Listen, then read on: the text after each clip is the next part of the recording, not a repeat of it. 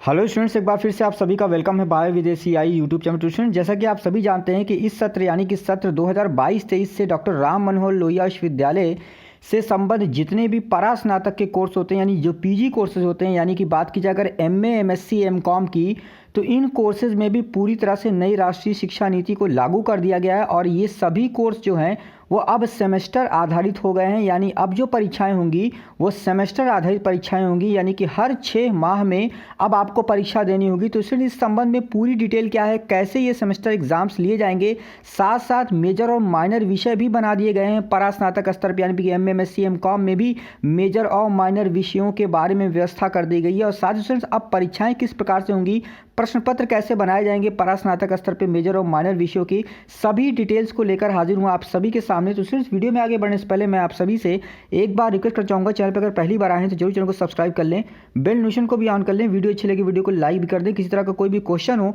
तो आप सभी लोग कमेंट करिएगा, मैं आप सभी के कमेंट पर रिप्लाई भी देने का प्रयास करूंगा। तो स्टूडेंट्स, काफ़ी पहले डॉक्टर राम मनोहर लोहिया विश्वविद्यालय द्वारा अधिसूचना जारी कर दी गई थी, जो कि ऑफिशियली मैंने आप सभी के सामने यहाँ पर ओपन कर रखा है।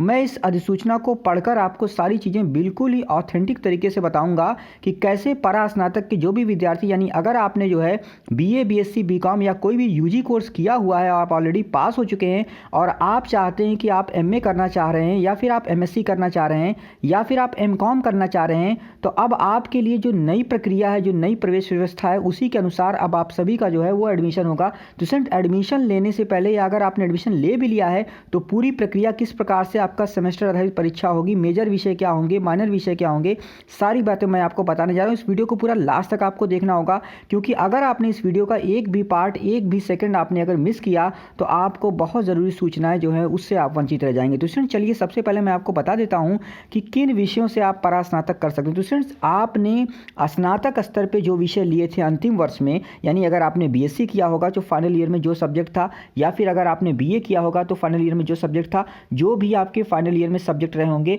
आप उन्हीं विषयों में प्रवेश प्राप्त कर सकते हैं परास्नातक में। तो स्टूडेंट, बिल्कुल क्लियर कर लीजिए, देखिए यहाँ पर लिखा हुआ है कि परास्नातक स्तर पर विद्यार्थी उन्हीं विषयों में प्रवेश प्राप्त कर सकता है जिन विषयों का अध्ययन उसके द्वारा स्नातक तृतीय वर्ष में किया गया है। यानी स्टूडेंट्स, जो भी आपने थर्ड ईयर में बीए, बीएससी करते हुए लिया सब्जेक्ट, उन्हीं सब्जेक्ट्स में से किसी एक सब्जेक्ट से आप पीजी कर सकते हैं। उसके अलावा आप किसी भी दूसरे सब्जेक्ट से अपने मन से किसी भी विषय से जो है, यदि आप चाहते हैं कि आप पीजी करें यानी एमए या फिर आप एमएससी करें, तो ऐसा संभव नहीं है। तो एक बात आपको ये कंफर्म हो जानी चाहिए। उसके बाद स्टूडेंट्स, अब जैसा कि मान लीजिए आप एमए करना चाहते हैं भूगोल से, तो वो भूगोल विषय आपके बीए थर्ड ईयर में होना चाहिए। इसी तरह से अगर आप मान लीजिए एमएससी करना चाहते हैं केमिस्ट्री से, तो केमिस्ट्री विषय आपके बीएससी थर्ड ईयर में होना चाहिए। जो भी थर्ड ईयर में विषय रहेगा, 2 विषय जो भी आपने थर्ड ईयर में लिए थे, उन दोनों में से किसी एक विषय से आप अपना पीजी कर सकते हैं। अब स्टूडेंट्स, यहाँ पर मेजर और माइनर व्यवस्था भी लागू कर दी गई है। तो मैं आपको बताता हूँ कि मेजर और माइनर व्यवस्था किस प्रकार से होगी। तो स्टूडेंट्स, अब जो है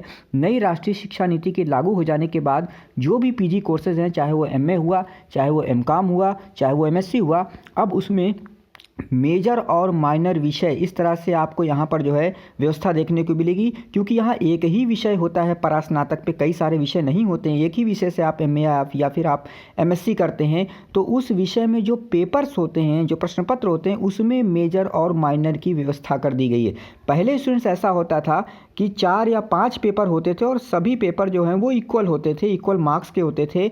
अब ऐसा नहीं है। अब जो व्यवस्था की गई है उसके अनुसार स्टूडेंट्स, अब जो है 4 पेपर ऐसे होंगे, 3 पेपर ऐसे होंगे जो मेजर होंगे और 1 पेपर आपको माइनर के रूप में सेलेक्ट करना होगा। यानी 3 पेपर ऐसे होंगे जो सभी के कॉमन होंगे और 1 पेपर ऐसा होगा जिसमें आपको विकल्प मिलेगा और उसी विकल्प में से आपको जो है चुनना पड़ेगा उस पेपर को, और वो पेपर आपका कहलाएगा माइनर पेपर। यानी स्टूडेंट, जो माइनर पेपर होगा उसकी जो परीक्षा है उसका और मेजर पेपर की जो परीक्षा है वो सभी परीक्षाएं एक साथ ही होंगी, और साथ साथ ये सभी पेपर यानी तीनों मेजर और एक जो आप माइनर लेंगे वो, ये सभी पेपर 100-100 अंक के होंगे। कुल मिला के आपके 4 पेपर होंगे, चाहे आप एमए करेंगे या एमएससी करेंगे, हर एक सेमेस्टर में आपके 4 पेपर होंगे। लेकिन स्टूडेंट्स, यहाँ पर जो माइनर पेपर है वो आपका अगले सेमेस्टर में संभवतः चेंज होगा। इस संबंध में जैसे ही कोई भी क्लियर नोटिफिकेशन आएगा मैं आपको बताऊंगा। लेकिन जो 3 मेजर विषय हैं वो आपके चेंज नहीं होंगे। वो 3 जो मेजर आपके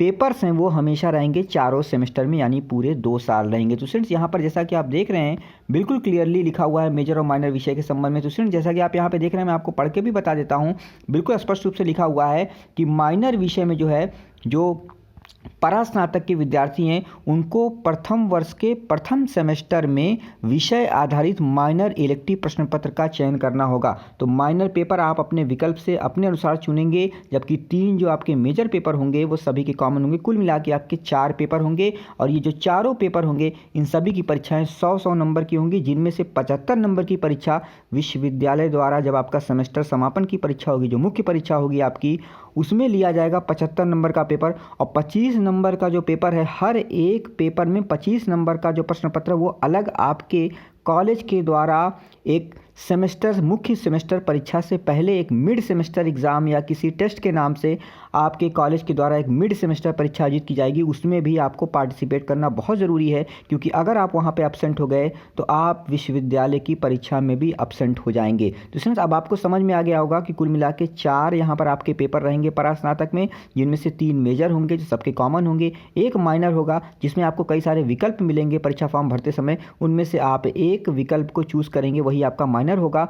इसके अलावा सभी पेपर यानी तीनों मेजर और 1 माइनर, ये सभी पेपर 100 अंक के होंगे, लेकिन ये पूरे 100 अंक की परीक्षा विश्वविद्यालय द्वारा नहीं ली जाएगी। 75 नंबर की परीक्षा जो है वो विश्वविद्यालय द्वारा सेमेस्टर के समापन के समय ली जाएगी और 25 नंबर की परीक्षा सेमेस्टर समापन से पहले आपके कॉलेज के द्वारा, आपके कॉलेज को ये अधिकार दिया गया है कि वो एक प्रश्न पत्र बना के आपका 25 नंबर की परीक्षा लेगा, जिसमें आपका 15 नंबर की परीक्षा होगी और 5 नंबर आपके तमाम और जो एक्टिविटीज़ होती हैं, मॉडल हो गया, सेमिनार हो गया, और साथ साथ जो है 5 नंबर आपकी अटेंडेंस, जो 75% अटेंडेंस जो अनिवार्य है आपकी पीजी में, उसके अनुसार आपको दिए जाएंगे। तो स्टूडेंट्स अब आपके मन में कोई भी कन्फ्यूज़न हो तो आप ज़रूर मुझे कमेंट करिएगा इस वीडियो के लास्ट में। वीडियो को लास्ट तक देखने के लिए थैंक यू।